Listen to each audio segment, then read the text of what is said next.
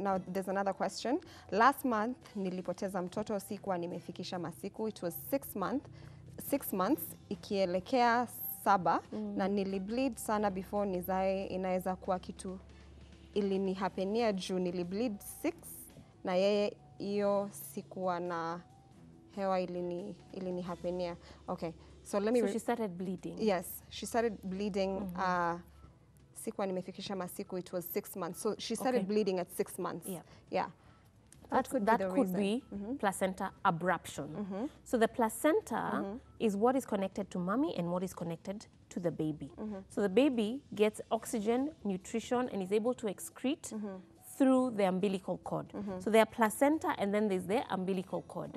There's something called placenta abruption, whereby the placenta peels off the mom's uterus wall. Okay. When it peels off, it causes significant bleeding. Okay. And that is, the risk is death for the baby. Wow. So as soon as you bleed, and that's what we mentioned about the danger signs, bleeding is not a good sign. Right. If you bleed, you go straight to hospital. You probably have another 2 hours before the baby dies. Okay. The thing is, it separates the connection. The connection between the mom and the baby is separated. Their lifeline is cut off. When that is cut off, by peeling off the placenta, and it can happen a road traffic accident, you're carrying multiples, an obese mom, you're aged like above 40, 45, and sometimes it's unexplained. So when that lifeline is cut off and the placenta tears off, the baby's not getting the oxygen, is not getting nutrition, and they're not able to live. Let's go to the next question. Joy is asking, she's 4 months pregnant. I experienced pain in the lower abdomen. What could be the problem? And she has no infection. She's sure she has no infection. That's what she said. I hope so. Maybe she's gone to the doctor. If you don't have any infection, I hope you've gone to the doctor to check, do you have a urinary tract infection? What, do you have a fungal or yeast infection? What could be the problem? I'd say maybe just go for a scan. Maybe it's also your sitting positions. Maybe you're low in calcium because it makes you very achy around your pelvic area. And that would help to just get it checked properly by the doctor. Okay, another question. How far can stress go in affecting the baby? Oh, it does. Yeah. Babies, moms who are very stressed, who cry a lot, you find it's known that some of those babies get very colicky. Babies who just cry unexplained for a long period of time, they're a bit sad. So I'd say, try to be happy. Try to keep positive. If there's a situation that's stressing you, get away from it. Get away from that person who's stressing you because you don't want to have a baby who's also sad and stressed. Right. All right. Another question for you. I've missed my period for a week now, but I've been having mild cramping on my lower abdomen. I have done pregnancy tests thrice and they're still negative. Could I be pregnant, but my HCG levels are low? That's Beverly from Nakuru. Okay, if your HCG levels, that's the marker for pregnancy. If they're low, then probably you're not pregnant. Or I'd say wait another week and go check again. If you are still not pregnant, then I'd ask you to go see your doctor to check what else could be the problem. If you've missed your period and you are having abdominal discomfort or cramps, what else could be the problem? All right. Another question for you. I nurse my newborn on demand, but she always seems to be hungry. Can I get her on a schedule? So you nurse your newborn and he always seems to be hungry.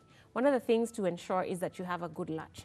If you don't have a good latch, then the baby will be on the breast, but not being able to extract enough milk from the breast. So let's say your baby is always on the nipple, so they're not getting enough milk and they're not being able to stimulate, because under the areola, you can stimulate a hormone that sends a message and says, hey, there's a baby on the breast, and now starts to send milk into the breast. If the areola is not in the baby's mouth and is not being stimulated by the baby, then you may have low milk supply. If you have no low milk supply, the baby is also going to be waking up quite often and feeding often. Another thing is if you are interrupting the feed. So you've been breastfeeding here, 10 minutes, then you decide, okay, this side, 10 minutes. So guess what? The baby's getting the watery milk, the milk. It's very watery. It doesn't keep them full for long. It quenches their thirst, but it doesn't keep them full for long. So that's why you said it should be, the baby should be there like for 30 minutes, yes? Yes, or even longer. Some can even do longer. But make sure that breast, and you find moms touch their breast, they're like, which one feels fuller? So get on the fuller side, empty that, and then the next feed, go on the other side. Another thing moms need to know, why babies are always on the breast, it's not necessarily that they're hungry. We too snack. I get thirsty, I want a drink of water. I feel peckish, I want to take a snack of something. Babies also want to feel comforted. Maybe they are sleepy and they want the breast to help them sleep. Maybe they are bored. Maybe they are not feeling well. Maybe they just want a cuddle from mommy. So it's not always that they're on the breast because they are hungry. Yes. All right. Thank you so much for being here, and thank you so much for explaining to us how to tie a diaper. Yes. And I didn't even know that a newborn's baby stomach is this small. Yes. All right. Now, where can they find you if they want to ask you questions? Yes. Your YouTube channel, Facebook, Twitter. Yes. Phone number if possible. Okay. I run a company called Nurturing Moms, and we are on Facebook as Nurturing Moms, MOMS. And I have a YouTube channel. I produce 3 videos a week, just trying to inform you on things on pregnancy, breastfeeding, how do I cope in labor, how do dads support me in labor, all things pregnancy, breastfeeding, childcare, newborn care. It's on YouTube. The channel is called Nurturing Moms. So subscribe to that channel so that you never miss a video and get empowered, supported, educated, empowered.